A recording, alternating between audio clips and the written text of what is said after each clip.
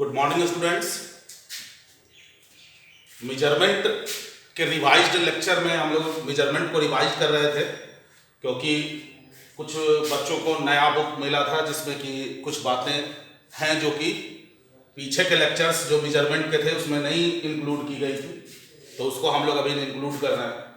तो कल हम लोग सबसे पहले वॉल्यूम के मेजरमेंट के बारे में पढ़े थे, एरिया के मेजरमेंट के बारे में पढ़े थे कि रेगुलर को बॉडी है उसका वॉल्यूम के लिए हमारे पास फॉर्मूला होता है, लेकिन अगर कोई इरेगुलर बॉडी है जिसका शेप और साइज फिक्स नहीं है तो उसका हम बहुत ही आसान तरीके से उसका वॉल्यूम मेजर किए थे कि एक मेजरिंग बीकर, एक मेजरिंग सिलेंडर लिए थे। मेजरिंग सिलेंडर होता है जिसमें कि वॉल्यूम मेंशन रहता है, 10 ml, 10 ml, 20 ml, 30 ml mention रहता है। उसमें पानी या कोई लिक्विड भर के और उसमें उसको बॉडी को डीप करके डुबा के हम लोग देखे थे। एरिया में भी रेगुलर एरिया का वैल्यू हमको फार्मूला पता होता है, लेकिन इरेगुलर का हम लोग ग्राफ पेपर के मदद से कि जो फुल बॉक्स है उसका और जो हाफ से बड़ा है उसको एक मान लेते हैं, जो और हाफ से छोटा है उसको इग्नोर कर देते हैं। तो इस तरह से बैलेंस हो जाता है, तो उस तरह से हम लोग निकाल लेते हैं उसका एरिया। इसके बाद फिर जब मास के मेजरमेंट और वेट में हम लोग चल रहे थे तो मास के बारे में हम लोग पढ़े थे कि एक्चुअल मैटर यानी अमाउंट ऑफ एक्चुअल मैटर, कहीं भी चले जाइए मास चेंज नहीं होगा। लेकिन जब वेट की बात कर रहे हैं तो अगर हम अर्थ पे वेट की बात करते हैं तो अर्थ पे जब वेट की बात करते हैं तो ये वो फोर्स है जिससे ये मास जो है, मास को ये अर्थ अट्रैक्ट करता है और वो फोर्स mg होता है। mg, जहां m मास ऑफ बॉडी होता है और g जो है इसका नाम है एक्सेलरेशन ड्यू टू ग्रेविटी, जिसकी वैल्यू होती है 9.8 मीटर पर सेकेंड स्क्वायर, या इसको हम कभी कभी 10 भी ले लेते हैं अप्रॉक्सीमेट। अब ये एक्सेलरेशन ड्यू टू ग्रेविटी क्या है इसके बारे में हम लोग पढ़ेंगे मोशन नाम के चैप्टर में, जो जस्ट इसके बाद का चैप्टर है। मोशन में हम लोग पढ़ेंगे कि एक्सेलरेशन ड्यू टू ग्रेविटी क्या होता है। कल इसके बारे में हम कुछ आपको बता भी रहे थे कि मोशन ड्यू टू ग्रेविटी हम कहते हैं कि जी एम बटा आर स्क्वायर, ये जो वैल्यू होता है इसी को मोशन अंडर ग्रेविटी कहा जाता है। जहां ये ग्रेविटेशनल कांस्टेंट है, यूनिवर्सल ग्रेविटेशनल कांस्टेंट, ये मास ऑफ अर्थ है और ये रेडियस ऑफ अर्थ है, और ये सरफेस ऑफ अर्थ पे एक्सेलरेशन ड्यू टू ग्रेविटी का वैल्यू है, surface of earth, not other जगह। और जब भी आप किसी बॉडी को ऐसे फ्रीली छोड़ देते हैं तो वो जिस एक्सेलरेशन से नीचे गिरता है उसका स्पीड जिस रेट से चेंज करता है, बढ़ जाता है, उस रेट को हम एक्सेलरेशन ड्यू टू ग्रेविटी कहते हैं। और इसके बारे में हम लोग पढ़ेंगे आगे, है ना। तो अभी हम यहीं पर इसको छोड़ते हैं। अभी आप समझिए कि कोई भी बॉडी को अर्थ जो है अट्रैक्ट करेगा इस फोर्स से, और यही फोर्स वेट कहलाता है। यही फोर्स कह सकते हैं कि वेट बराबर फोर्स ऑफ ग्रेविटी, और ये जो फोर्स है वो mg होता है, मास ऑफ बॉडी और g। अब आते बात इस वैल्यू ऑफ g के, तो g का वैल्यू जो है हाइट के साथ भी चेंज करता है, डेप्थ के साथ भी चेंज करता है, अर्थ के अंदर चलेगा। इसके अलावा भी g का value planet to planet vary करेगा, प्लैनेट टू प्लैनेट वैरी करेगा। जैसे कल हम आपको एग्जांपल दे रहे थे कि जब हम मून पे जाते हैं तो उसका जी का वैल्यू अर्थ के जी के वैल्यू का 6 पार्ट हो जाता है, यानी 1/6 हो जाता है। तो वहां हमारा वेट 6 गुना घट जाएगा। वहां हमारा वेट हम बाद में पढ़ेंगे भी कि अगर हम यहां 1 फीट उछलते हैं तो वहां 6 फीट उछल जाएगा, है ना। तो प्लैनेट टू प्लैनेट चेंज करता, क्यों? क्योंकि ये मास जो है ये यहां अर्थ का मास है। अगर हम कोई प्लैनेट पे चले गए जुपिटर पे तो जुपिटर का मास होगा, तो कितना गुना मास ज्यादा होगा उतना गुना जी का वैल्यू भी तो बढ़ जाएगा। तो इस तरह उसका मान लीजिए, अब जितना गुना मास ज्यादा रेडियस भी ज्यादा होगा मान लीजिए, तो रेडियस से भी उतना बैलेंस होगा, तो बहुत ज्यादा नहीं बढ़ेगा, है ना, लेकिन हाँ बढ़ेगा तो जरूर। तो इस तरह से जी का वैल्यू जो है अलग अलग जगहों पे अलग अलग होता है, इसलिए वेट अलग अलग जगहों पे अलग अलग होता है। अब हम आते हैं कि कैसे हम कह रहे हैं कि स्प्रिंग बैलेंस से वेट मीजर होता है। तो स्प्रिंग बैलेंस मान लीजिए हम एक बताएं,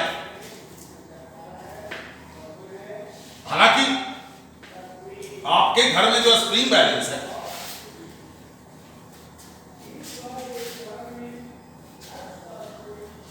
उसमें वेट लिखा रहता है 10 न्यूटन 100 न्यूटन ऐसे लिखा रहता है कि केजी ही लिखा रहता है। तो क्या लिखा रहता है, जैसे मान लीजिए कि एक स्प्रिंग बैलेंस है, इसमें ये एक स्प्रिंग है, अब इससे एक मास लटका हुआ है, तो मान लीजिए हम 1 केजी का मास लटका है, तो इसमें नीचे फोर्स कितना अर्थ इसको अट्रैक्ट करेगा, mg।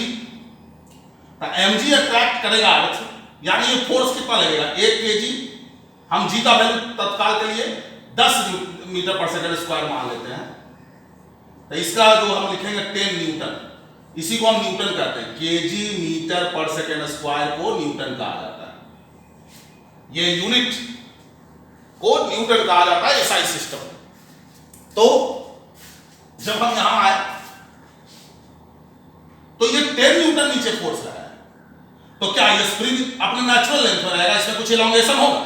तो मान लीजिए यहां पर हम एक लाल निशान लगाए हुए थे, पहले ये जब नेचुरल स्प्रिंग ऐसे था, इस पर कोई फोर्स नहीं था, यहां पर एक हम ऐसे लाल इंडिकेटर लगा दिए थे।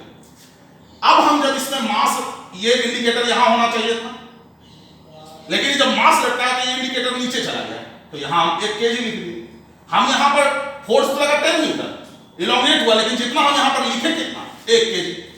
यानी जब भी हम इसमें 1 केजी का बॉडी लटकाएंगे, ये जितना इलॉन्गेट करेगा वो इलॉन्गेशन यहां पर हम लिखे हुए कितना, उतना ही नहीं इलॉन्गेट करेगा जितना अभी किया। तो कहां पर आएगा ये वाला निशान 1 केजी के पास, तो हमारा मेजरमेंट क्या हो जाएगा 1 केजी। यानी रीडिंग वो दे रहा है, जो रीडिंग है उसमें जो mg है उसमें से g डिवाइड करके हम लिख रहे हैं, तो g डिवाइड हो जा रहा है, ये हो जाएगा रीडिंग वही बात। लेकिन हम अभी क्या बोले, g का वैल्यू नॉट फिक्स्ड है। तो जब g का वैल्यू नहीं फिक्स है, मान लीजिए हम इसका मेजरमेंट कर रहे हैं, यहां पे अभी लाल क्लासेस में कर रहे हैं, तो लाल क्लासेस में हम ये एक्सपेरिमेंट सेटअप किए और एक स्प्रिंग बैलेंस बनाए, और यहां पर हम 1 केजी 2 केजी लिख दिया ऐसे करके, एक बार 1 केजी का बॉडी लगाया, फिर 2 केजी का लगाया, फिर 3 केजी, तो ये सब हम दे दिए। लेकिन अगर जी का वैल्यू लाल क्लासेस से चले गए कहीं दूसरे जगह, वहां जी का वैल्यू कुछ चेंज कर गया, उसका जी का वैल्यू 10 नहीं है, वहां पर 9 है, तो फिर चेंज कर जाएगा कि नहीं चेंज कर जाएगा, हमारा मेजरमेंट गलत होगा ना। तो इसीलिए हम कहते हैं कि स्प्रिंग बैलेंस जो है वेट मेजर करता है, कि एक्चुअल में तो वेट मेजर कर रहा है ना, mg को मेजर कर रहा है, लेकिन हम अपना दिमाग लगा के mg नहीं, यहां 10 न्यूटन नहीं लिख के क्या लिख दिए 1 केजी। लेकिन अभी अगर दूसरे जगह पे जाएगा तो इसका बैलेंस गड़बड़ाएगा ना। आगे फोर्स नाम का चैप्टर हम लोग पढ़ेंगे जब फोर्स, तो वहां भी हम इसकी चर्चा करेंगे, रीडिंग ऑफ स्प्रिंग बैलेंस, और वहां बताएंगे कि आखिर इसका वैल्यू काहे चेंज कर जाता है ना। जैसे मान लीजिए कोई लिफ्ट है, जैसे आप यहां बिग बाजार जाते हैं, वहां लिफ्ट लगा हुआ है, अगर लिफ्ट के अंदर आप मेजर करेंगे तो वहां भी अलग वैल्यू देगा, है ना, वहां भी वैल्यू एक्यूरेट नहीं देगा। तो क्यों नहीं देगा, ये सब पढ़ेंगे हम लोग कोर्स में।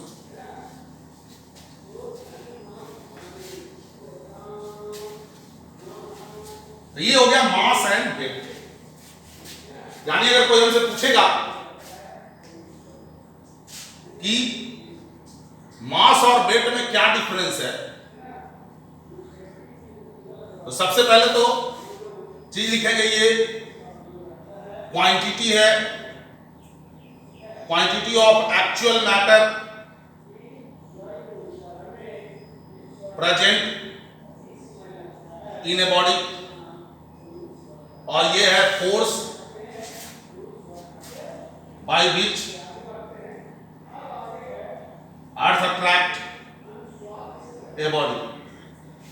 वो फोर्स है जिससे अर्थ किसी बॉडी को अट्रैक्ट कर रहा है। दूसरा आ जाइए, फिर क्या कहेंगे, इसका यूनिट केजी होता है, इसका यूनिट न्यूटन होता है। न्यूटन को जब फुल फॉर्म में लिखा है तो बताए थे कि इसको स्मॉल में लिखा जाता है, लेकिन जो वैज्ञानिक का नाम होता है उसका सिंबल कैपिटल में लिखा जाता है। फिर नेवर चेंज एनीवेयर,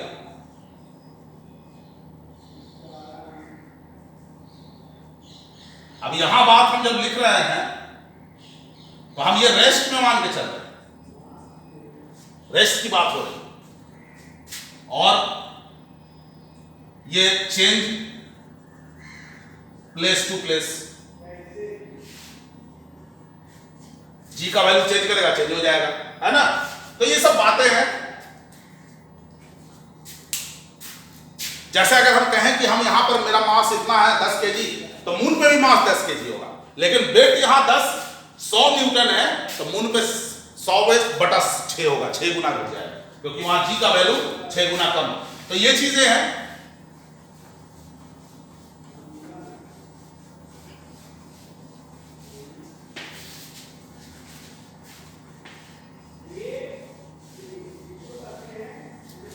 मास हम बोले ना रेस्ट में बोल रहे हैं, तो रेस्ट में बोल रहे हैं आप।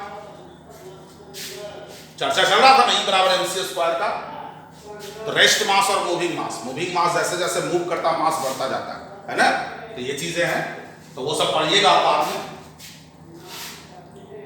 अब हम लोग मास पढ़ लिए, वेट पढ़ लिए, वॉल्यूम पढ़ लिए। अब जो नेक्स्ट टर्म है वो है डेंसिटी। इसका सिंबल रो होता है, इसको प्रोनाउंस करेंगे रो। ये ग्रीक लेटर है, इसको ऐसे लिखेंगे, ऐसे करके ऐसे लिखेंगे। तो डेंसिटी इक्वल टू होता है मास बटा वॉल्यूम। एक्चुअल में हम जब डेंसिटी को डिफाइन करते हैं तो बोलते हैं मास पर यूनिट वॉल्यूम, मास पर यूनिट वॉल्यूम। मास पर यूनिट वॉल्यूम मतलब यूनिट वॉल्यूम का कितना मास है। जैसे मान लीजिए कोई बॉडी है, इसका वॉल्यूम v है और इसका मास m है, तो हम कहते हैं since mass of volume v is m, hence mass of volume 1 is m/v. This is called density. This is called density.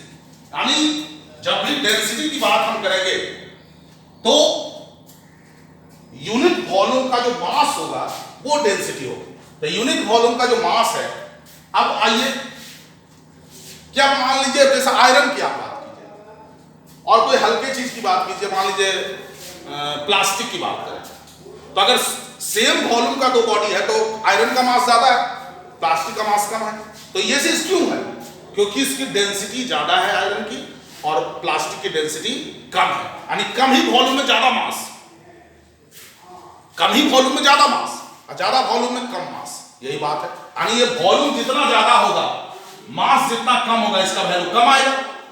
Volume जितना कम होगा मास जितना ज्यादा होगा, डेंसिटी उतनी ज्यादा होगी। क्यों?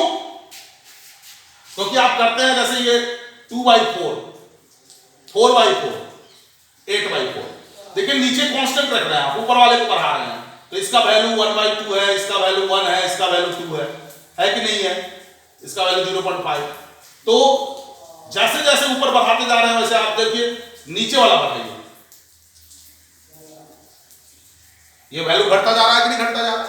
तो इस तरह से नीचे जितना ज्यादा होगा उतना वैल्यू कम होगा, नीचे जितना कम होगा उतना वैल्यू ज्यादा होगा, ऊपर जितना कम होगा उतना वैल्यू कम होगा और जितना ज्यादा होगा उतना ज्यादा वैल्यू होगा। तो इस तरह से हम लोग देखें डेंसिटी। अब हम आते हैं डेंसिटी के यूनिट। ये डेराइव्ड क्वांटिटी हो जाए, दो क्वांटिटी से मिलकर बन रहा है मास बटा वॉल्यूम। तो हम लोग देखें मास का यूनिट, अगर ऐसा यूनिट की बात करें तो मास का यूनिट हुआ केजी, अब वॉल्यूम का मीटर क्यूब हम लोग अभी पढ़े थे। उसके बाद अगर सीजीएस यूनिट की बात करें, एमकेएस में भी यही कहलाएगा, एमकेएस में भी ऑल्सो यही कहलाएगा, मीटर किलोग्राम सेकंड होता है, तो एमकेएस में भी मीटर किलोग्राम सेकंड, तो केजी मीटर पर मीटर क्यूब। इसको आप ऐसे भी लिख सकते हैं, केजी ऊपर लिखा ऐसे, केजी मीटर इनवर्स 3 ऐसे बोल सकते हैं हम लोग। सीजीएस में केजी का क्या होता है? ग्राम और सेंटीमीटर क्यूब, ये सीजीएस में होगा। एफपीएस में क्या हो जाएगा?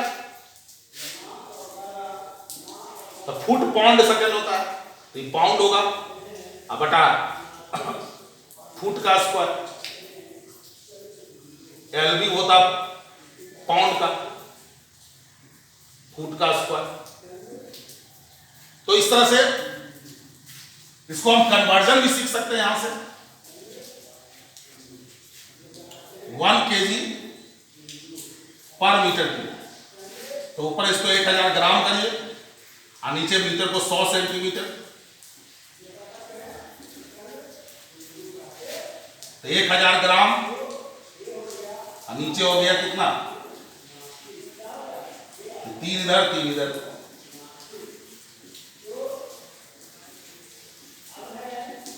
10⁻³ ग्राम पर सेंटीमीटर, यानी 1 किलोग्राम पर मीटर क्यूब बराबर हो गया 10⁻³ ग्राम पर सेंटीमीटर क्यूब। और इसी को अगर उल्टा लिखिएगा तो 1 ग्राम पर सेंटीमीटर क्यूब ये इधर आकर डिवाइड में हो जाएगा और ये -3 ऊपर जाके क्या हो जाएगा +3, 10⁻³ kg पर मीटर क्यूब। इसको याद रख लीजिएगा, 1000 kg। देखिए आप कहिएगा सर इधर बड़ा हो गया, तो बड़ा होगा नहीं, 1 सेंटीमीटर क्यूब है ये, मान लीजिए 1 सेंटीमीटर 1 सेंटीमीटर, ये कोई क्यूब आप बना रहे हैं और इसका मास 1 ग्राम है। और उसी तरह से अगर आप 1 मीटर बनाइएगा, ये 1 मीटर, तो इसका वॉल्यूम 1 मीटर क्यों हो जाएगा, तो इसका मास तो ज्यादा होगा ना, इसका मास कम होगा, इसका मास ज्यादा होगा, है ना। तो 1 मीटर क्यूब का मास हो गया 1000 kg और 1 सेंटीमीटर क्यूब का मास हो गया 1 ग्राम। तो इस तरह से हम कन्वर्ट कर लेंगे।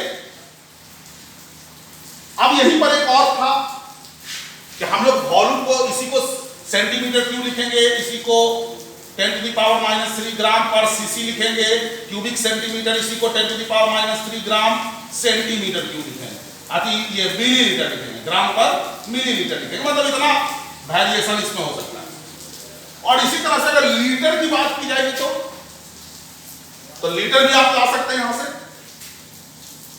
1 ग्राम पर centimetre cube equal to 1000 kilogram था, अब बटा मीटर क्यूब, 1 मीटर क्यूब में कितना लीटर पड़े थे, 1000 लीटर पड़े थे, तो 1 कट गया तो कितना आ जाएगा 1 किलोग्राम पर लीटर।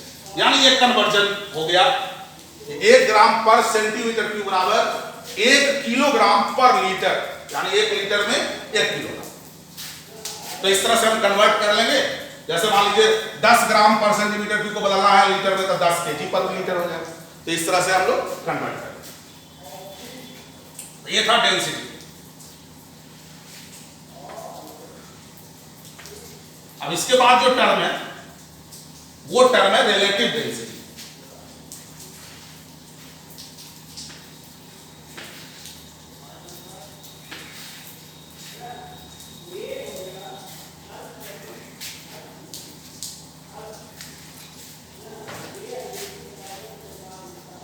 रिलेटिव डेंसिटी, तो रिलेटिव डेंसिटी क्या है, तो रिलेटिव डेंसिटी है, रिलेटिव मतलब संबंध, किसी से रिलेशन है इसका, किसी से रिलेशन। तो रिलेटिव डेंसिटी होता है डेंसिटी ऑफ ए सबस्टेंस,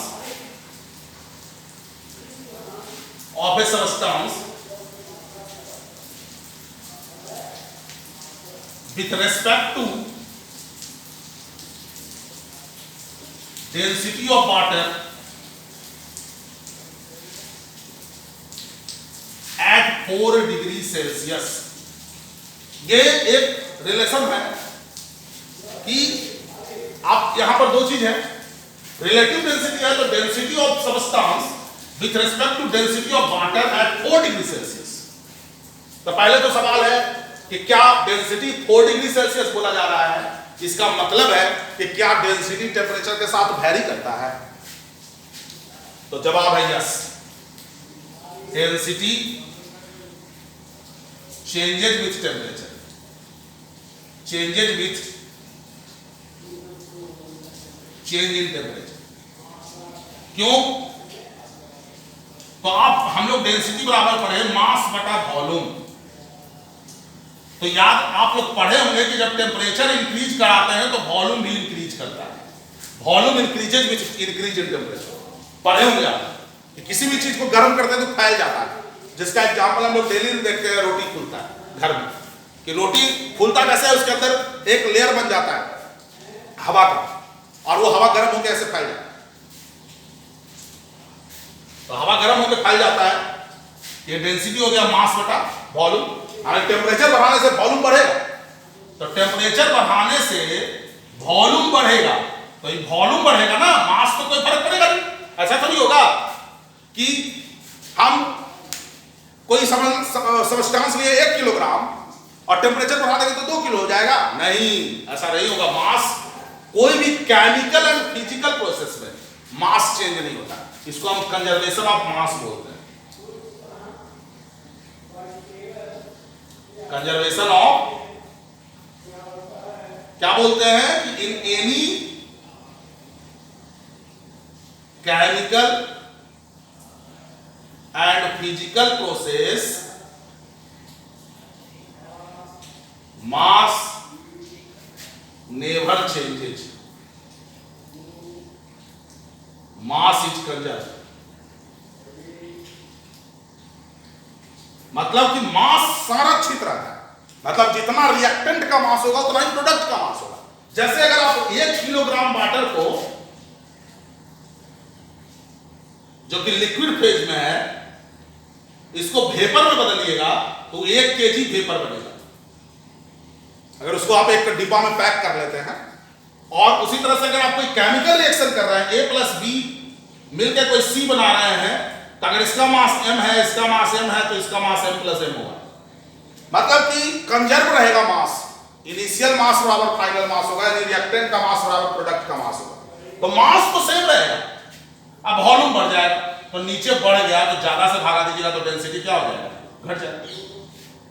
यानी density changes with change in temperature. तो डेंसिटी के बारे में हम कह सकते हैं कि density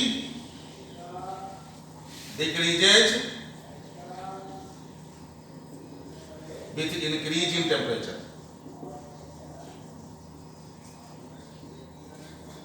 density decreases with increase in temperature, और इसका वाइस वर्सा, उल्टा, कि डेंसिटी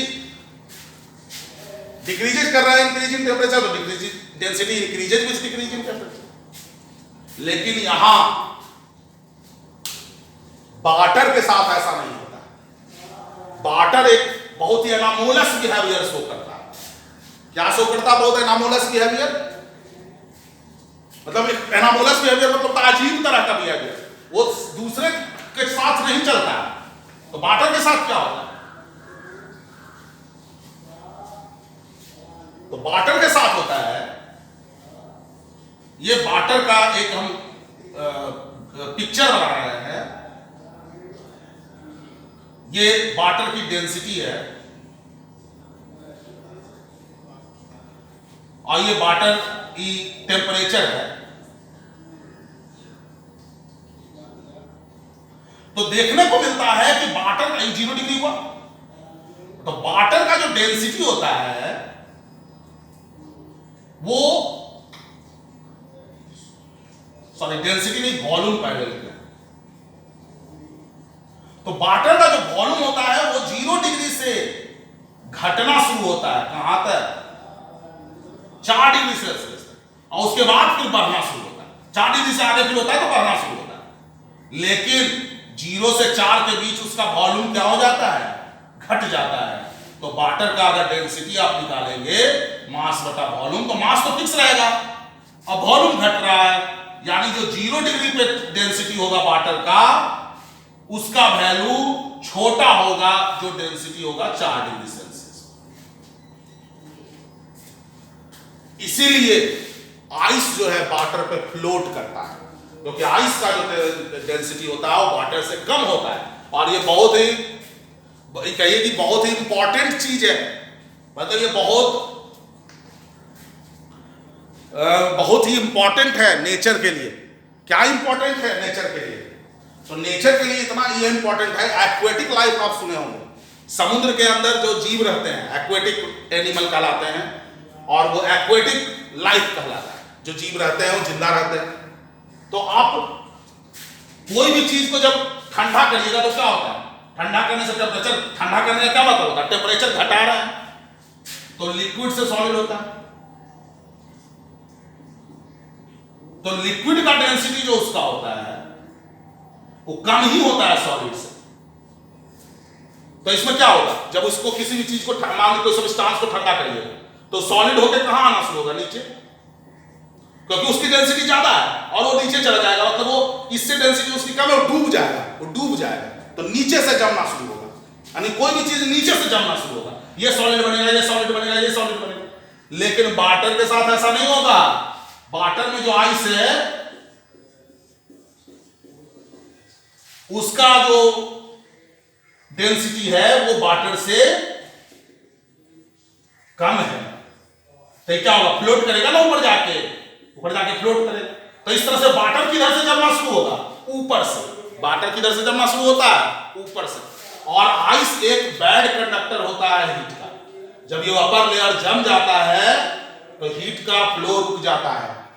मतलब ठंडा होने के लिए, ठंडा होने का क्या मतलब होता है, आप हीट छोड़ रहे हैं, हीट अपने से लॉस कर रहे हैं, आपके शरीर से हीट बाहर निकल रहा है, तो आप ठंडा होते जा रहे हैं। तो हीट बाहर निकल रहा है तो हीट बाहर निकल रहा रुक जाएगा ना इस आइस के कारण, तो नीचे का पानी जमना शुरू नहीं होगा, नीचे का पानी जमना रुक जाएगा क्योंकि हीट का फ्लो रुक गया।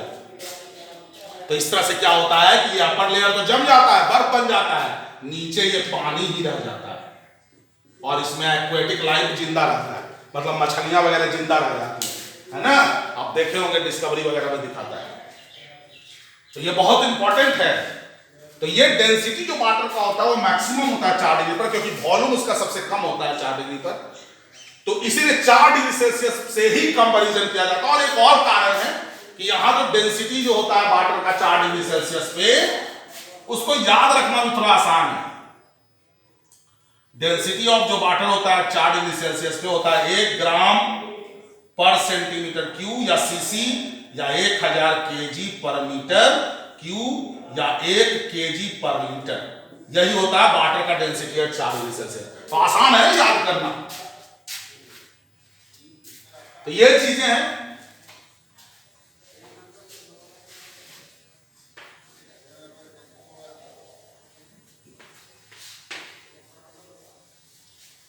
अब जो है और हम रिलेटिव डेंसिटी पे जाते हैं।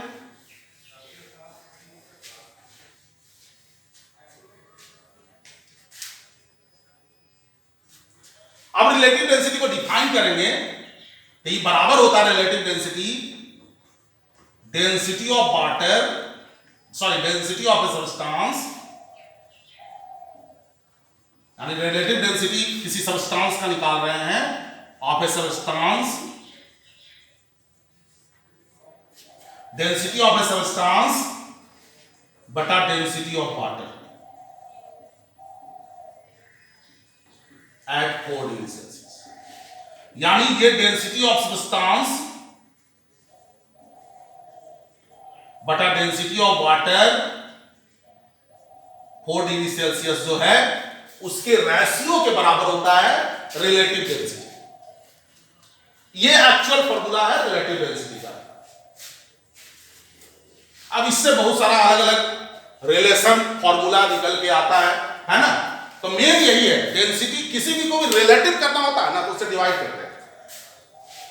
जैसे आप कहते हैं ना कि 10 बच्चा में 2 बच्चा अच्छा है, आप कहते हैं 10 में 2 अच्छा, तो 1 में 100 में तो आप कहते हैं 20% बच्चे अच्छे हैं। या यहां आप करते हैं फ्रैक्शन में कि 0.2, यानी 1 में 0.2 बच्चे अच्छे हैं। तो इस तरह से आप रिलेट जब करते हैं तो डिवाइड करते हैं, रिलेट करते हैं तो डिवाइड करते हैं। तो वही चीज यहां भी है कि relative density of a substance, density of substance with density of water at 4 degree Celsius. अब इसको और एलिब्रेट किया जा सकता है। अब एक चीज यहां पर देख लो कि अगर इसका कोई यूनिट होगा, यूनिट ऑफ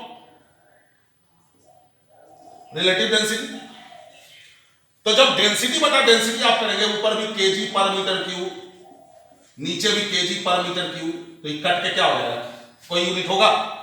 तो इसका कोई यूनिट नहीं होगा, नो यूनिट। या डायमेंशन भी नहीं होगा, है ना। तो यूनिट एंड डायमेंशन के बारे में तो हम लोग बहुत ही विशेष रूप से पढ़े हैं। अब इसको आगे हम लोग इलैबोरेट करते हैं कि इससे और क्या क्या रिलेशन निकल के आ सकता है।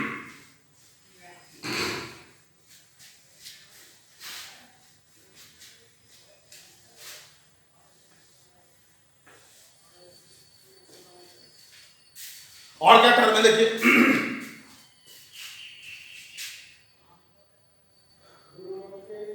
रिलेटिव डेंसिटी बराबर आया डेंसिटी ऑफ ए सब्सटेंस बटा डेंसिटी ऑफ वाटर। तो अगर हम इसको करें डेंसिटी बराबर क्या फॉर्मूला लिखे थे हम लोग, मास बटा वॉल्यूम। तो यहां मास ऑफ सब्सटेंस बटा वॉल्यूम ऑफ सब्सटेंस बटा करें मास ऑफ वाटर बटा वॉल्यूम ऑफ वाटर, ऐसे होगा। ये बड़ा वाला है। अब थोड़ी देर के लिए आप एक कंसीडरेशन करें कि अगर हम मान ले या ले ले कंसीडर करें कि मतलब आसान कंडीशन ले लें कि हम सेम अमाउंट ऑफ मतलब वॉल्यूम ऑफ सब्सटेंस और वाटर का ले रहे हैं। जैसे अगर 1 लीटर सब्सटेंस ले रहे हैं तो 1 लीटर वाटर भी ले रहे हैं। यानी अगर हम कह दें कि V substance is equal to अगर V वाटर, यानी बोथ हैव सेम वॉल्यूम,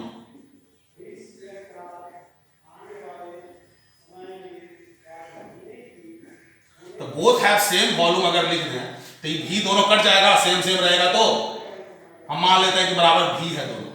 तो मास ऑफ सब्सटेंस बटा V, मास ऑफ वाटर बटा V। इसको जब आप ऊपर नीचे कीजिएगा तो आप जानते हैं कि नीचे डिवाइड में जो रहता है वो उलट जाता है और ये कट जाएगा। तो क्या हो जाएगा, मास ऑफ सब्सटेंस बटा मास ऑफ, लेकिन कितना हो मास नहीं ना, कितना हो मास तो नहीं। तो यहां पर हमको लिखना होगा mass of water having same volume as substance, यानी जितना वॉल्यूम हम वाटर उतना ही वॉल्यूम लिए हैं जितना इस सब्सटेंस का वॉल्यूम है। यानी रिलेटिव डेंसिटी का एक और डिफिनीशन निकल गया। ये भी बहुत इंपॉर्टेंट है, आपको याद रखना चाहिए कि relative density is equal to mass of substance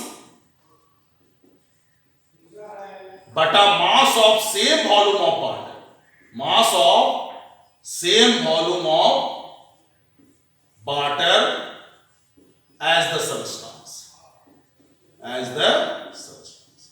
यानी इस सब का इस्तेमाल हम आगे करेंगे, इसलिए बहुत ध्यान से सबको ध्यान रखिएगा, याद रखिएगा कि अगर हम मान लीजिए घर में आप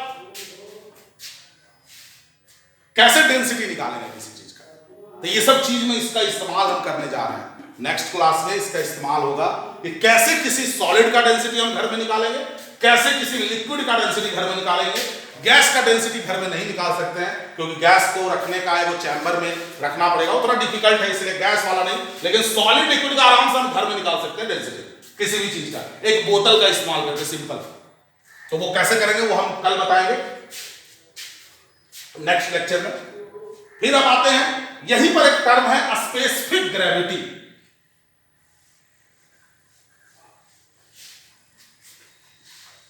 क्या टर्म है, स्पेसिफिक ग्रेविटी।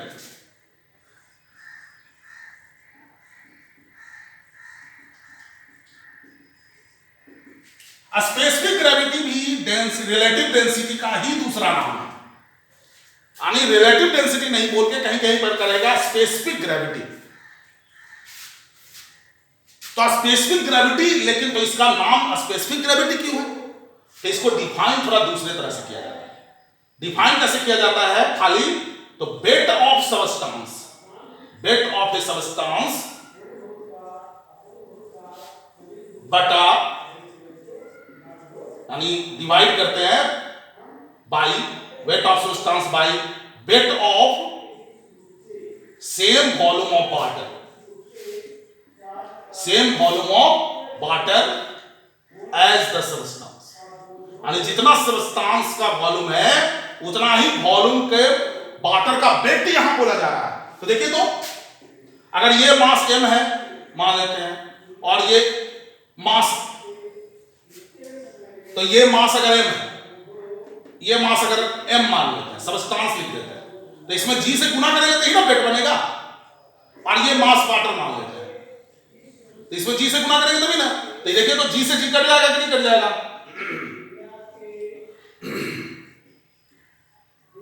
g से g कटा, यानी वही फार्मूला निकल के आ रहा है कि mass of substance mass of same volume of water as the substance, यानी न्यूमेरिकली ये स्पेसिफिक ग्रेविटी और रिलेटिव डेंसिटी दोनों बराबर है न्यूमेरिकली, यानी जो वैल्यू इसका होगा वही वैल्यू इसका होगा।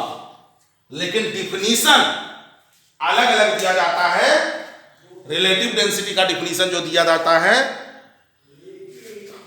वही वो डिफिनीशन इसका नहीं दिया जाता। रिलेटिव डेंसिटी का मास से दिया जाता है कि मास ऑफ सब्सटेंस बटा mass of same volume of water. हालांकि ओरिजिनल डिफिनीशन तो वो है रिलेटिव डेंसिटी ऑफ सब्सटेंस बटा रिलेटिव डेंसिटी ऑफ वाटर, लेकिन उससे जो निकल के आ रहा है तो specific gravity weight of substance बटा weight of same volume of. तो आज के लिए इतना ही। देखिए वीडियो को रिवाइंड करके देखिए, अगर आपको समझ में नहीं आता है तो 2 बार देखिए, है ना, और उसके बाद नहीं होता तो चैट बॉक्स में डालिए, हम लोग देखते हैं उसको खोल के, तो हम आपको आगे के लेक्चर में उसको डिस्कस करेंगे फिर से। आज के लिए इतना ही, धन्यवाद।